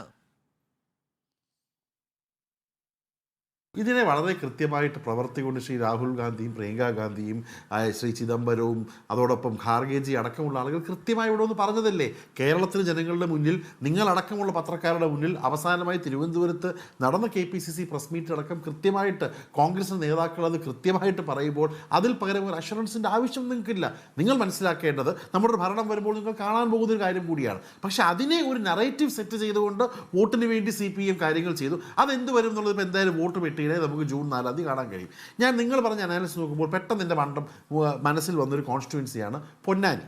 ഇപ്പോൾ CPMനകത്ത് തന്നെ കഴിഞ്ഞ തവണ നോക്കിയാൽ പൊന്നാനി കോൺസ്റ്റിറ്റ്യുവൻസി തന്നെ 75-76% പോളിംഗ് നടന്നു. ഇപ്പോൾ ഏറ്റവും കൂടുതൽ കുറവ് മലബാറിൽ പോളിംഗ് നടന്നിട്ടുള്ളൊരു കോൺസ്റ്റിറ്റ്യുവൻസി പൊന്നാനിയാണ്. ബാക്കി എല്ലായിടത്തും മലബാറിൽ പൊതുവെ കൂടുതൽ വോട്ടിംഗ് നടക്കുന്നതാണ്. ഈ പൊന്നാനിയിൽ 67% വരാനുള്ള കാരണം എന്തായിരിക്കും? ഞാനീ നേരത്തെ പറഞ്ഞ ഇടതുപക്ഷം അപ്പുറത്തു നിന്നൊക്കെ ആളുകളെ ചാടി ഇവിടെ കൊണ്ടുവന്നുള്ളതിന് ദേഷ്യം CPM വോട്ടർമാർ പോയിട്ടില്ല. കാരണം മുസ്ലിം ലീഗിന് സ്വാധീനമുള്ള, കോൺഗ്രസിന് സ്വാധീനമുള്ള പൊന്നാനി അവിടെ മത്സരിച്ച E.T. മുഹമ്മദ് ബഷീറിനെ സിറ്റിംഗ് MP യോടുള്ള ഭരണവിരുദ്ധ വികാരം കാരണം മലപ്പുറത്തേക്ക് മാറ്റുകയും മലപ്പുറത്ത് ഭരണവിരുദ്ധ വികാരമുള്ള MP പൊന്നാനിയിലേക്ക് മാറ്റുകയും ചെയ്തതിൽ പ്രതിഷേധിച്ച് ലീഗ് അനുഭാവികൾ വോട്ട് ചെയ്യാൻ പോവാതിരുന്നുവെന്നും ഈ KS ഹംസയ്ക്ക് സ്വാധീനമുള്ള സമസ്തയുടെ ഇടങ്ങളിൽ പോയാൽ ലീഗിന് വോട്ട് ചെയ്യേണ്ടി വരും, കോണിക്ക് വോട്ട് ചെയ്യേണ്ടി വരുമെന്ന് ഉറപ്പുള്ള സമസ്തക്കാർ KS ഹംസയുടെ താല്പര്യം കൊണ്ട് പോവാതിരുന്നുവെന്നും കരുതിക്കൂടെ? ഇല്ല, ഒരിക്കലുമില്ല. ശ്രീ സമദാനിയാണെങ്കിലും ശ്രീ E.T. മുഹമ്മദ് ബഷീർ സാഹിബാണെങ്കിലും ഇവരെല്ലാം പാർലമെന്റിലേക്ക് ചെല്ലാൻ അനിവാര്യതയുള്ള ആളുകളാണെന്നുള്ളത് ഈ നാട്ടിലെ എല്ലാവർക്കും അറിയാം. അതുകൊണ്ട് അവർക്കുള്ള വോട്ട് കൃത്യമായ സംഘടനാ സംവിധാനം വെച്ച് UDFും പ്രത്യേകിച്ച് മുസ്ലിം ലീഗും കൊണ്ടുവന്നിട്ടുണ്ട്. പക്ഷേ ഇവിടെ അവസാന നിമിഷം ഒരു പാർട്ടി സ്ഥാനാർത്ഥിയെ കൊടുക്കാതെ മറ്റൊരാളെ അരിവാൾ ചുറ്റികയിൽ മത്സരിപ്പിച്ചപ്പോൾ അതിലുള്ള ഇടതുപക്ഷത്തിൻ്റെ വോട്ട് കുറഞ്ഞു എന്നുള്ളതാണ് എൻ്റെ ഒരു റീഡിങ്. അതെന്തായാലും ജൂൺ 4 വരെ നമുക്ക് വെയിറ്റ് ചെയ്യണം, അതിലൊന്നും പറയാൻ കഴിയുകയില്ല. ഞാൻ പറഞ്ഞു, ഇലക്ഷൻ കഴിഞ്ഞൊരു സാഹചര്യത്തിൽ നമ്മൾ ഇനി മനസ്സിലാക്കേണ്ടത്, ഇടതുപക്ഷം മനസ്സിലാക്കേണ്ട ചില ഫാക്റ്റുകളുണ്ട്.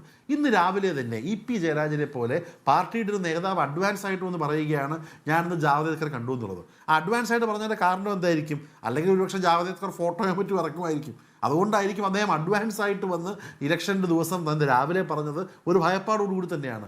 ഒന്ന് ആലോചിച്ച് നോക്കൂ, ഇവിടെ ജാവദേക്കറെ പോലൊരാളെ പോയി കണ്ടിട്ട് ഇവർ ലഘൂകരിക്കുകയാണ്. ഇവിടെ പാർലമെൻറ്റിലെ MP ആയിട്ടുള്ള NK പ്രേമചന്ദ്രനെ പ്രധാനമന്ത്രിയുടെ ഓഫീസിൽ നിന്ന് ഒരു ആവശ്യത്തിന് വിളിച്ചപ്പോൾ അദ്ദേഹം ഔദ്യോഗികമായിട്ട് മറ്റ് MP മാരോടൊപ്പം പ്രധാനമന്ത്രിയെ കാണാൻ പോയപ്പോൾ അവിടെ പാർലമെൻറ്റിലെ ക്യാൻറ്റീനിൽ ഭക്ഷണം കൊടുത്തപ്പോൾ അതിനെതിരെ മോദിയുടെ ആളാണെന്ന് ഈ പറഞ്ഞ പ്രേമേന്ദ്രൻ സാറിനെതിരെ ഭയങ്കര നെഗറ്റീവായിട്ടുള്ള കമൻറ്റ് നടത്തിയ ആളുകൾ, ഇന്ന് മുഖ്യമന്ത്രി അടക്കമുള്ള ആളുകൾ ഇന്ന് EP ജയരാജനെ സ്വകാര്യമായി ജാവദേക്കറെ കണ്ട EP ജയരാജനെ ന്യായീകരിക്കുകയാണ്.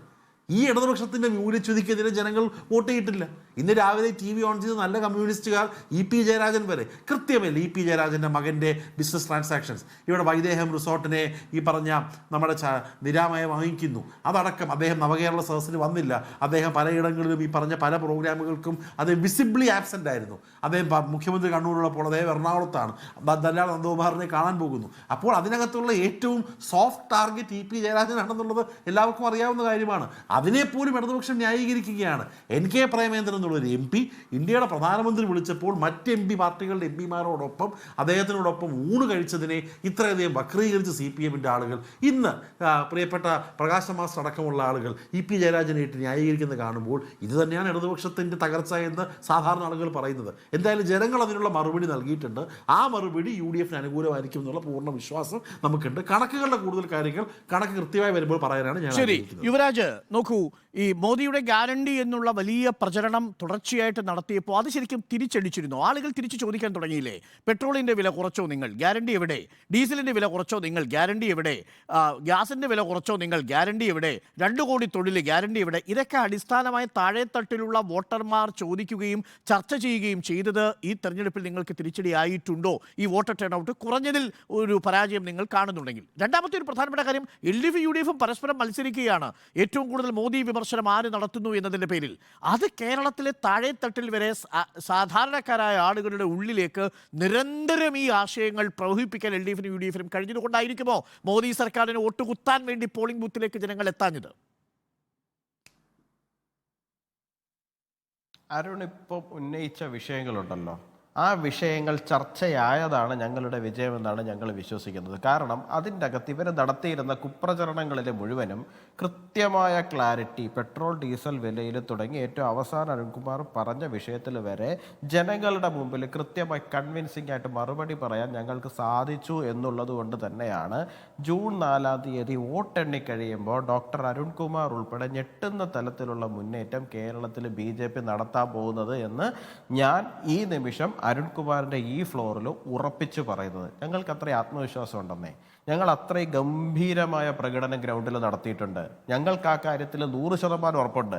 ഇപ്പോൾ ശരിയാണ്, പോളിംഗ് കുറഞ്ഞിട്ടുണ്ട്, ഇല്ല എന്ന് പറഞ്ഞാൽ അതിന് ഒരുപാട് ഫാക്ടേഴ്സ് അതിനകത്ത് കാരണമായിട്ടുണ്ടാവും. ഇപ്പോൾ 1-2 ഒന്നുമല്ല, ഒരുപാട് ഫാക്ടേഴ്സ് അതിനകത്തുണ്ടാവും. പക്ഷെ ഞങ്ങളെ സംബന്ധിച്ചിടത്തോളം ജനങ്ങളുമായിട്ട് ഞങ്ങൾ ഇടപെട്ടതിൽ, ഞങ്ങൾ ക്യാമ്പയിൻ നടത്തിയത്, അവരുടെ ഫീഡ്ബാക്ക് ഞങ്ങൾക്ക് ലൈവായിട്ട് ലഭിച്ചതിൽ ഞങ്ങൾക്ക് ഉറപ്പാണ് ജനങ്ങൾ ഞങ്ങൾക്കൊപ്പമായിരുന്നു എന്നുള്ള കാര്യത്തിൽ. 2019 2014 പോലെ ആയിരിക്കില്ല, അതിഗംഭീരമായ മുന്നേറ്റമായിരിക്കും കേരളത്തിൽ BJP. പക്ഷെ ഒരു കാര്യം കൂടി യുവരാജ് നോക്കൂ, തെരഞ്ഞെടുപ്പിന്റെ ആദ്യഘട്ടത്തിൽ 102 മണ്ഡലങ്ങൾ തെരഞ്ഞെടുപ്പിലേക്ക് പോകുമ്പോൾ മോദി ഗ്യാരണ്ടിയെ കുറിച്ച് സംസാരിക്കുന്നു നരേന്ദ്രമോദി, രാമക്ഷേത്രത്തെ കുറിച്ച് സംസാരിക്കുന്നു നരേന്ദ്രമോദി. പക്ഷേ 102 മണ്ഡലങ്ങളിൽ തെരഞ്ഞെടുപ്പ് കഴിയുമ്പോൾ വീണ്ടും മോദി സംസാരിക്കുന്നത് മുസ്ലിം വിരുദ്ധമായിട്ടുള്ള ആശയങ്ങൾ. അതായത് കോൺഗ്രസ് മുസ്ലിങ്ങൾക്ക് വേണ്ടി പാവപ്പെട്ട ഹിന്ദുക്കളുടെ ഒക്കെ സ്വത്തുക്കളും മംഗല്യസൂത്രങ്ങളും ഒക്കെ പിടിച്ചെടുക്കും തുടങ്ങിയ തരത്തിലുള്ള വംശീയതയുള്ള വാക്കുകളാണ്. അതാണല്ലോ ഇപ്പോൾ തെരഞ്ഞെടുപ്പ് കമ്മീഷൻ JP നദ്ദയ്ക്ക് നോട്ടീസ് അയച്ചിരിക്കുന്നത്. ആ തരത്തിലേക്ക് പ്രചരണത്തെ വർഗീയ പ്രചരണമാക്കി മാറ്റാൻ ശ്രമിച്ചത് ഇത്തരത്തിലൊരു പരാജയഭീതി മുന്നിൽ കണ്ടുകൊണ്ടറിഞ്ഞാണോ എന്നൊരു ചോദ്യം കൂടി ബാക്കിയുണ്ട്. അല്ല, നിങ്ങളുടെ ആ ചോദ്യത്തിന് ഞാൻ അതേ മെറിറ്റിൽ തന്നെ എടുത്തുകൊണ്ട് തന്നെ ഞാൻ മറുപടി പറയാം. നരേന്ദ്രമോദിജി ഒരിക്കലും വംശീയമായ ഒരു പരാമർശവും നടത്തിയിട്ടില്ല. അദ്ദേഹം കോൺഗ്രസ് ഉന്നയിച്ചിരിക്കുന്ന വിഷയത്തിന് മറുപടി പറയുകയാണ് ചെയ്തിരിക്കുന്നത്. കോൺഗ്രസ് ഇവിടെ ഉന്നയിച്ചിരിക്കുന്ന വിഷയം ഭാര്യമാരുടെ മംഗല്യസൂത്രത്തിന്റെ കണക്കെടുക്കുമെന്ന് പറഞ്ഞിരിക്കുന്നത്. ഫൈനാൻഷ്യൽ സർവേ നടത്തുമെന്ന് പറയുമ്പോൾ ഒരു വ്യക്തിയെ സംബന്ധിച്ചിടത്തോളം ആ വ്യക്തിയുടെ ഫൈനാൻഷ്യൽ സർവേ നടത്തുക എന്ന് പറഞ്ഞാൽ ആ വ്യക്തിയുടെ ലാൻഡ്, ആ വ്യക്തിയുടെ പ്രോപ്പർട്ടീസ്, ആ വ്യക്തിയുടെ വീട്ടിലെ വെഹിക്കിൾസ്, ആഭരണങ്ങൾ, ഇതെല്ലാം ഇതിനകത്ത് വരുന്ന കാര്യമാണ്. ഈ പറയുന്ന താലിമാല ഉൾപ്പെടെയുള്ള കാര്യങ്ങളും വരുന്നതാണ് അരുൺകുമാറെ. അല്ല, ഹിന്ദുക്കളുടെ സർവേ എന്നാണോ പറഞ്ഞിരിക്കുന്നത്? എന്തുവായി പറയുന്നത്? അല്ലല്ലോ, രാജ്യത്തിന്റെ സർവേ എന്നാണ് പറഞ്ഞിരിക്കുന്നത്. ആ വ്യക്തിയുടെ survey socio economic cast survey എന്ന് വെച്ചാൽ അതിൽ നാട്ടിൽ സെൻസസ് നടത്താനേ പറ്റത്തില്ലല്ലോ. സെൻസസിന് ശേഷം എക്കണോമിക് സർവേ രാജ്യത്ത് നടക്കുന്നതിനെ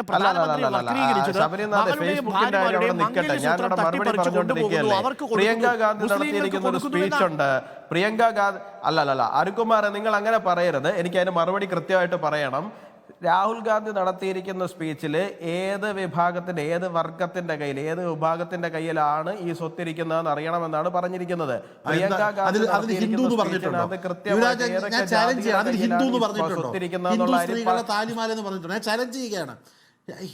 ഹിന്ദു സ്ത്രീകൾ എന്ന് പറയുന്നുണ്ടോ? ഹിന്ദുക്കൾ എന്ന് പറയുന്നത് നരേന്ദ്രമോദിജി പറഞ്ഞു. ഹിന്ദു സ്ത്രീകളുടെ താലിമാല എടുത്താണ് കൊടുക്കുന്നത് നരേന്ദ്രമോദി.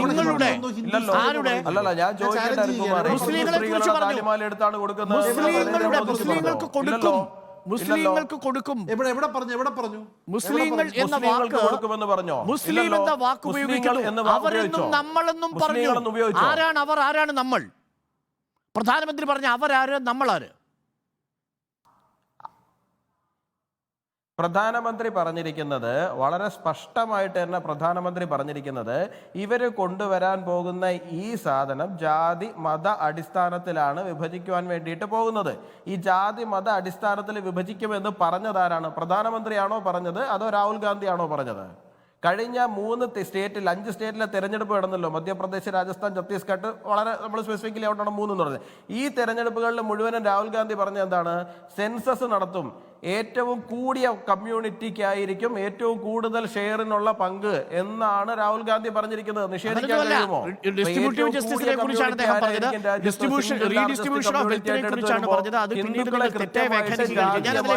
പോളിംഗ് ശതമാനത്തിലെ ഇടിവ് ആരുടെ നെഞ്ചിടിപ്പേറ്റുന്നുവെന്നാണ് നമ്മൾ ചർച്ച ചെയ്യുന്നത്. ഞാനൊന്ന് പ്രകാശ് മാസ്റ്ററിലേക്ക് വരാം. യുവരാജ്, താങ്കൾ പറഞ്ഞു വന്നതിന് തുടർച്ച വേണമെന്നുണ്ടെങ്കിൽ താങ്കൾക്ക് അവസാന ഘട്ടത്തിൽ പറയാം. അതിനു മുൻപ് പ്രകാശ് മാസ്റ്റർ, നേരത്തെ ശബരിനാഥ് ചോദിച്ച ചോദ്യമുണ്ട്. EP ജയരാജന്റെ വിവാദത്തിലടക്കം ഇന്നത്തെ തിരഞ്ഞെടുപ്പ് ദിവസം ബോംബായി വന്നു വീണ വാർത്ത യഥാർത്ഥത്തിൽ ന്യൂനപക്ഷ വോട്ട് ബാങ്കുകളിൽ ആശങ്കയുണ്ടാക്കിയിട്ടുണ്ട് എന്നൊരു വിഭാഗം കരുതുന്നു. പക്ഷെ നിങ്ങൾ അതിനെ വളരെ ലഘൂകരിക്കുകയും പ്രേമചന്ദ്രന്റെ വിഷയം നിങ്ങളെടുത്ത് കത്തിക്കുകയും ചെയ്തു. പ്രേമചന്ദ്രൻ പ്രധാനമന്ത്രി വിളിച്ച ഉച്ചഭക്ഷണത്തിന് പോകുമ്പോൾ അത് പ്രേമചന്ദ്രന്റെ മൃദുഹിന്ദുത്വമായിട്ടും പ്രേമചന്ദ്രൻ സംഖ്യയാണെന്നും വരെ നിങ്ങൾ കൊല്ലത്ത് പ്രചരിപ്പിക്കുന്നു.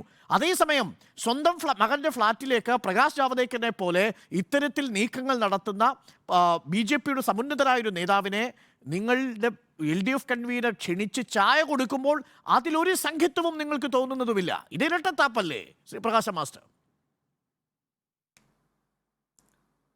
ഇതിൽ ഉണ്ടായ കാര്യം എന്താണ് എന്നുള്ളത് VP ജയരാജൻ കൃത്യമായി പറഞ്ഞിട്ടുണ്ട്. യാദൃച്ഛികമായി കണ്ടു, സംസാരിച്ചത് രാഷ്ട്രീയം സംസാരിച്ചില്ല എന്നുള്ള കാര്യം അദ്ദേഹം പറഞ്ഞിട്ടുണ്ട്. പിന്നെ പ്രേമചന്ദ്രൻ്റെ കൂടെ വേറൊരാൾ പോയിരുന്നു. അദ്ദേഹം ഏത് പാർട്ടിയാണ് നിങ്ങൾ അന്വേഷിച്ചോ? അദ്ദേഹം BJP ചേർന്നു ഈ ചായ കുടിക്ക് ശേഷം. അത് നിങ്ങൾ മനസ്സിലാക്കിയിട്ടുണ്ടോ? അപ്പോൾ എന്തിനായിരുന്നു ഇത് ക്ഷണിച്ചതെന്നുള്ളതിന് വേറെ എന്തെങ്കിലും തെളിവിൻ്റെ ആവശ്യമുണ്ടോ? പിന്നെ CA സംബന്ധിച്ച് ഞാൻ ചോദിക്കട്ടെ, ഇനി ഇന്ത്യ രാജ്യത്ത് ഏറ്റവും ഏറെ ചർച്ച ചെയ്യുന്ന വിഷയമല്ലേ CA? നിങ്ങൾ ഇത്ര അബ്സ്ട്രാക്റ്റ് ആയിട്ട് എല്ലാ ജനവിരുദ്ധ നിയമങ്ങളും റദ്ദാക്കും എന്ന് പറഞ്ഞാൽ മതിയോ? കോൺക്രീറ്റ് ആയിട്ട് പറയാൻ കഴിയട്ടെ?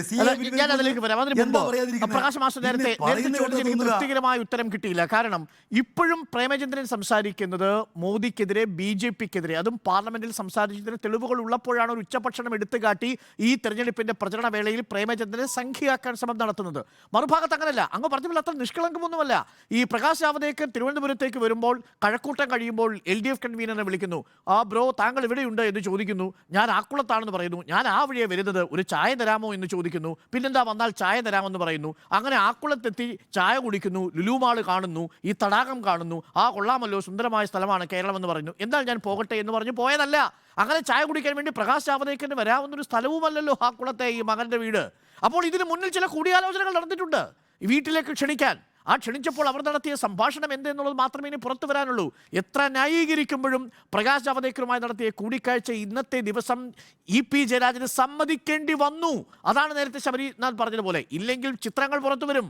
അത് ഭയന്ന് EP ജയരാജൻ സമ്മതിക്കുകയായിരുന്നു. അത് സമ്മതിക്കണം സാർ. അങ്ങനെ ഒരു ജാഗ്രതക്കുറവ് LDF കൺവീനറുടെ ഭാഗത്തുനിന്നുണ്ടായി. ഇത് സമ്മതിക്കുകയല്ലേ വേണ്ടത്? അല്ല, അതില് നിങ്ങൾ ഈ തെരഞ്ഞെടുപ്പ് കാലത്തിന്റെ അവസാന ഘട്ടം നിങ്ങൾ മനസ്സിലാക്കണം. രാഷ്ട്രീയ രംഗത്ത് ഞങ്ങൾക്കറിയാം, ഇവിടെ ന്യൂനപക്ഷ വിഭാഗങ്ങൾ നല്ലതുപോലെ ഞങ്ങളുടെ കരുത്ത് ഇടതുപക്ഷമാണ്, CPM ആണ് എന്ന് ചിന്തിച്ച് വർദ്ധമാനമായ രൂപത്തിൽ മുന്നോട്ടേക്ക് വരുന്നൊരു നില ലീഗിൻ്റെ പ്രവർത്തകന്മാർ പോലും അക്കൂട്ടത്തിലുണ്ട് എന്നുള്ളത് ഞങ്ങൾ കാണുന്നുണ്ട്.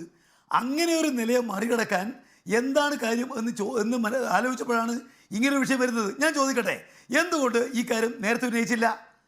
നമുക്ക് തെരഞ്ഞെടുപ്പിന് 10 മണിക്കൂർ മുമ്പ് ഇത് ഉന്നയിക്കുന്നതിന് എത്രയോ സന്ദർഭങ്ങളിൽ പറഞ്ഞു. എന്നെ വന്ന് കണ്ടിട്ടുണ്ട് പ്രകാശ് ജാവദേക്കർ ചായ കുടിച്ച് പോയിട്ടുണ്ട് എന്ന് ഒരിക്കൽ പോലും EP ജയരാജൻ പറഞ്ഞിട്ടില്ലല്ലോ. വിവാദം വന്ന അല്ല, വിവാദം വന്നാലേ മറുപടി അറിയുക. ചോദ്യമില്ലാതെ അതെങ്ങനെ അങ്ങനെ പറയാൻ കഴിയുന്നത്? വിവാദം വന്നാൽ മറുപടി അറിയാമെന്നല്ലാതെ വിവാദത്തിന് മുമ്പേ മറുപടി അങ്ങനെയുണ്ടോ? നിങ്ങൾ ചോദിക്കുന്ന ചോദ്യത്തിന് ഞാൻ മറുപടി അറിയും. ചോദ്യം ഇല്ലാതെ എനിക്ക് മറുപടി അറിയാൻ കഴിയുമോ? അതെന്തൊരു ചോദ്യമാണ്? ഇന്നലെ 10 മണിക്കൂർ മുമ്പ് നിങ്ങൾ ഉന്നയിക്കുന്നതിന് സാങ്കത്യം എന്താണ്? കോൺഗ്രസും BJPയും ഒരുപറ്റ മാധ്യമങ്ങളും ഇത് ഉന്നയിക്കുന്നത് വ്യക്തമായ കാര്യമാണ്. ഇടതുപക്ഷത്തിന് നല്ലതുപോലെ മുന്നേറ്റം ഉണ്ടാകാൻ പോകുന്നു. അതിന് തടയിടാൻ എന്താണ് ഒരു മാർഗം? നിലക്ക് ആസൂത്രണം ചെയ്താണ് ഈ കാര്യം എന്നുള്ളത് രാഷ്ട്രീയത്തിൽ ABCD അറിയുന്ന വസ്തുതാവിരുദ്ധമായ കാര്യമല്ലല്ലോ സുധാകരൻ ഉന്നയിച്ചതും ശോഭാ സുരേന്ദ്രൻ അതിന്റെ വിശദാംശങ്ങൾ EP ജയരാജനെ ഇന്ന് ആദ്യമായിട്ടൊന്നുമല്ലല്ലോ കേരളം കാണുന്നത്. കഴിഞ്ഞ അരനൂറ്റാണ്ട് കാലഘട്ടത്തെ കാണുന്നുണ്ട്. അതുമായി ബന്ധപ്പെട്ടുള്ള കാര്യങ്ങൾ വരാതിരിക്കുന്നതേ ഉള്ളൂ. അതെല്ലാം വരും ദിവസങ്ങളിൽ എന്താണെന്നുള്ളത് കൃത്യമായിട്ട് എന്നെ മനസ്സിലാക്കി തരുവാൻ കഴിയും. നിങ്ങൾ വിവാദമുണ്ടാക്കിയതും മറുപടി പറയിക്കുന്നതിൻ്റെയും സാഹചര്യത്തെക്കുറിച്ച് ഞാൻ പറഞ്ഞത്. അതിൽ അദ്ദേഹത്തിന് വ്യക്തിപരമായ വിശകലനം നൽകിയിട്ടുണ്ട്. ബഹുമാനപ്പെട്ട മുഖ്യമന്ത്രി അക്കാര്യം സംബന്ധിച്ച് പാർട്ടിയുടെ നിലപാട് പറഞ്ഞിട്ടുണ്ട്. അതിലിപ്പോൾ പിന്നെ എന്താ വ്യക്തതയുള്ളത്? പിന്നെ സൂചിപ്പിച്ചത് മുഖ്യമന്ത്രി പിണറായി വിജയൻ. പ്രകാശം മാസ്റ്റർ, ജാഗ്രത കുറവാണ്. EP ജയരാജൻ നേരത്തെയും ജാഗ്രത കുറവ് കാട്ടിയെന്നാണ്. അത് ഇരിക്കട്ടെന്ന്. EP ജയരാജൻ സഖാവുമായി ബന്ധപ്പെട്ട് എന്തെങ്കിലും കാര്യം പാർട്ടിക്ക് തീരുമാനമെടുക്കേണ്ടതുണ്ടെങ്കിൽ അത് പാർട്ടി തീരുമാനിക്കുന്നു. അതിൽ നിങ്ങൾ ബേജാറാവേണ്ട കാര്യമില്ല. അദ്ദേഹം പറഞ്ഞ് EP-യെ കഴിഞ്ഞ അരനൂറ്റാണ്ട് കാലമായിട്ട് അറിയുന്നവരാണ് കേരളീയർ. അദ്ദേഹം എന്താണെന്നതിനെ സംബന്ധിച്ച്. അതുകൊണ്ട് അതെല്ലാം മലയാളികൾ കൃത്യമായിട്ട് മനസ്സിലാകുന്നു. അതാണ് ഞാൻ ഇങ്ങനെ ഒരു ചോദിച്ചത്. ചർച്ച വരുന്നതിന്റെ ഇന്ന് കാരണം ഈ എന്താണ് ന്യൂനപക്ഷ എന്നുള്ളത് തിരിച്ചറിയാൻ കഴിയും. സംരക്ഷകരായി വരുന്ന CPM-ന്റെ വേണ്ടി വോട്ട് ചെയ്യാൻ വേണ്ടി തയ്യാറെടുത്തിരിക്കുന്ന ഒരു സമസ്തയുടെ ഒരംഗം ഈ പറയുന്ന രാവിലത്തെ പ്രസ്താവന കേട്ടിട്ട് എന്നാ ഞാൻ ഇനി ബൂത്തിലേക്ക് പോകുന്നില്ല എന്ന് തീരുമാനിച്ചതുകൊണ്ടായിരിക്കുമോ പോളിംഗ് ശതമാനം ഇടിയാനുള്ള, പ്രത്യേകിച്ച് മലപ്പുറം മേഖലയിൽ ഇടിയാനുള്ള കാരണമെന്നാണ് ചോദിച്ചത്. അതാണ് നേരത്തെ ശബരിനാഥൻ പറഞ്ഞത്. പൊന്നാനിയിലടക്കം കുറഞ്ഞിട്ടുണ്ട്.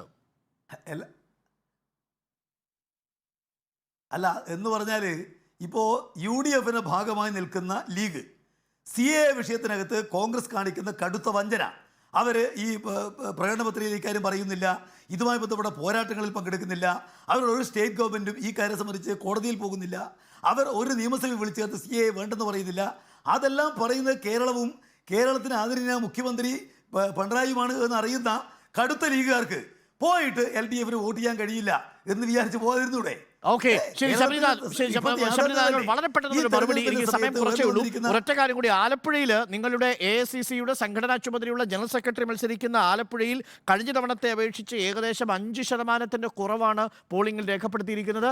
4% കുറവാണെങ്കിലും KC വേണുഗോപാൽ വന്നിട്ടും ആലപ്പുഴയിൽ തരംഗമില്ല എന്നല്ലേ അത് സൂചിപ്പിക്കുന്നത്? ഒന്നുമല്ല ഡോക്ടർ അരുണെ, KC ഏറ്റവും മികച്ച ഭൂരിപക്ഷത്തിൽ അദ്ദേഹം 2-3 തവണ ആലപ്പുഴ MP ആയിട്ടുണ്ട്.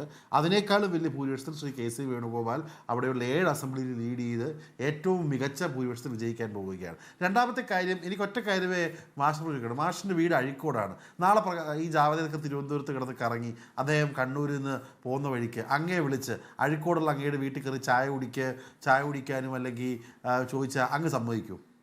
അന്ന് പറഞ്ഞാൽ മതി. ഇപ്പം അങ്ങ് പറഞ്ഞെങ്കിൽ അങ്ങനെ പോകുന്നതിന് കുഴപ്പമില്ല, ജാഗ്രത മതിയെന്നല്ലേ. നാളെ കണ്ണൂരിൽ നിന്ന് അദ്ദേഹം പോകുന്ന വഴിക്ക് ഹൈവേ ചായ കൊടുക്കാൻ തയ്യാറാണോ? ചായ കൊടുക്കാൻ എന്നോട് ചോദിക്കുകയില്ല. ഇപ്പോ നിങ്ങൾ